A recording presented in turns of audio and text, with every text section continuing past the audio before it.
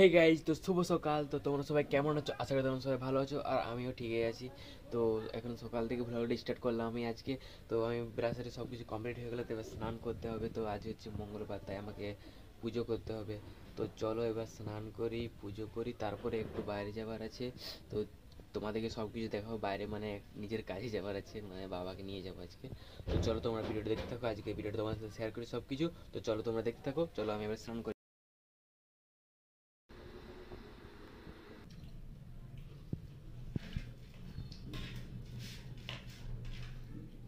A few moments later. তো বাড়ি থেকে বেরিয়ে গেছি, এদিকে বাবা আসবে টোটোতে, মানে বাবা এখন টোটোতে আসবে, আর আমি তাকে এদিক থেকে যেয়ে রানিগঞ্জে গিয়ে দাঁড়াবো বাবার জন্য। তো বাড়ি থেকে বেরিয়ে গেলাম, খাওয়া দাওয়া সব কমপ্লিট। তো এদিকে বেরিয়ে পড়েছি, আমি সাইকেল নিয়ে যাচ্ছি, আমার কেটিএম নিয়ে যাচ্ছি, সাইকেল নিয়ে, ঠিক আছে। তো চলো একেবারে রানিগঞ্জ যাই, তারপর তোমার সাথে দেখা হচ্ছে, সব কিছু দেখা যাচ্ছে। চলো রানিগঞ্জ যাই আগে। তো রানিগঞ্জে এসে প্রথমে চলে এলাম আমরা এক্সরে করাতে, বাবার পায়ে, দুটো পায়ের এক্সরে করাবো বলি, তারপরে ডাক্তার দেখাতে যাবো। তো এক্সরে করতে চলে এসেছি আমরা এখানে। দেখে পাচ্ছি বাবা রয়েছে। তো ফার্স্ট এক্সরে হবে, তারপরে ডক্টর দেখবে, না হলে দেখবে না।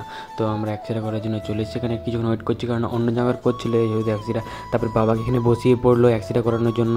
এক্সরের ভিডিও করবো না, এই পর্যন্ত তোমাদেরকে দেখাচ্ছি। চলো এক্সরেটা হয়ে যাক, তারপর তোমাদেরকে সব কিছু বলছি, সব কিছু শেয়ার করছি। চলো ভিডিওটা তোমরা পুরোপুরি দেখতে থাকো। চলো এক্সরেটা আমি করিয়ে নিই বাবার আগে। তো আমাদের এদিকে এক্সরে করা কমপ্লিট হয়ে গেল। তো আমরা এখন বেরোলাম, একটু বসে আছি এখানে, তার কারণ হচ্ছে ডাক্তার একটু লেটে আছে, তারপরে এখান থেকে যাবো ওখানে ডাক্তার দেখাবো আমরা। তো আমরা প্রত্যেকবার আসানসোলে দেখাই, এবার একটা ভালো হলো যে আমরা রানিগঞ্জে দেখাতে পারবো, কারণ আসানসোলে এবার যেতে হবে না, রানিগঞ্জে বসবো, তো রানিগঞ্জে দেখতে পাবো।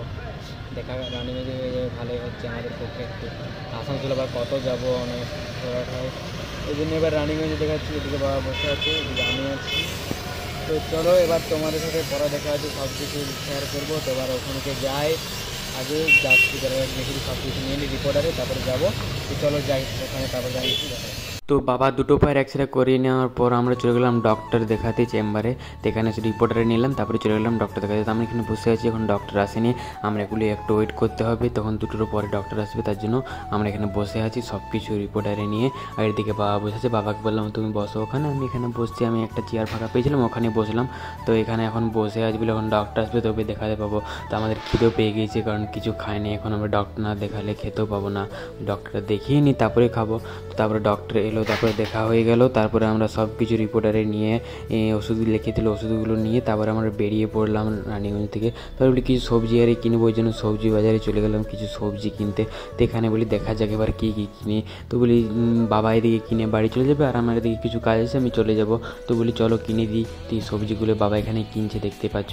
তো ওখানে সবজির যা দাম, মানে কী বলবো। আর এখন তো ফুলকপি বাঁধাকপি চলে এসছে, মানে এবার সবাইকার ঘরে হয়তো ফুলকপি আর বাঁধাকপি বেশিরভাগ হবে। আর যেহেতু ঠান্ডাকালে সিজনে দেখবি ওগুলো খেতে ভালো লাগে, তারপরে সিজনে যখন চলে যায় তখন খেতে আর ভালো লাগবে না।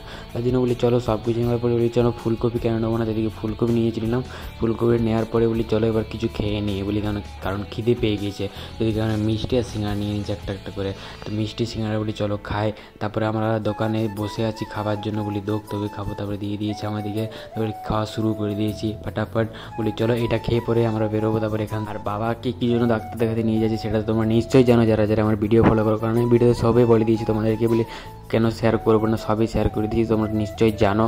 তো এখন বাবা মোটামুটি ঠিকই আছে, বলবো না যে আগের মতো পুরোপুরিভাবে ঠিক হয়েছে, কারণ পুরোপুরিভাবে একদমই ঠিক হয়নি, সেম প্রবলেমই হচ্ছে আবার। জীবনে থেমে না থেকে সব কিছু চলে যাচ্ছে কোনো রকম। আর বাবার ঠিক মতো ট্রিটমেন্ট হচ্ছে, এবার দেখি সময় সাথে সাথে সব কিছু যেমন ঠিক হয়ে যায় সেটাই চাই। তো কি বলে না যে খারাপ সময় মানুষের আসে, তো খারাপ সময় সবাইকে চেনা যায়, সব কিছু তো চেনা যাচ্ছে।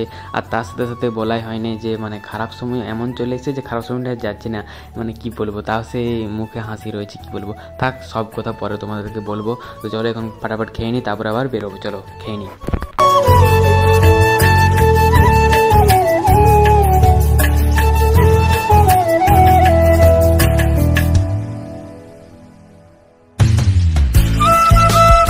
The next day. গাইস শুভ সকাল। তো কালকে আর ভিডিওটা করা হয়নি, কালকে বাবা বাড়ি চলেছিল, আর আমি নিজে কিছু কাজ ছিল তো গিয়েছিলাম, তারপরে আমিও বাড়ি চলে এসেছিলাম। তো ভিডিওটা কন্টিনিউ করা হয়নি, তো আজকে সকালে চলে এসেছি কন্টিনিউ করতে। তো তোমাদের পুরো ভিডিওটা কেমন লাগলো তোমরা কমেন্ট করে জানাতে ভুলো না, ভালো লাগলে লাইক কমেন্ট শেয়ার সাবস্ক্রাইব করে দেবে, আর ফেসবুক থেকে দেখে থাকলে ফলো করে দেবে, ঠিক আছে। তো আজকের মতো টাটা, অন্য ভিডিওতে আসছি।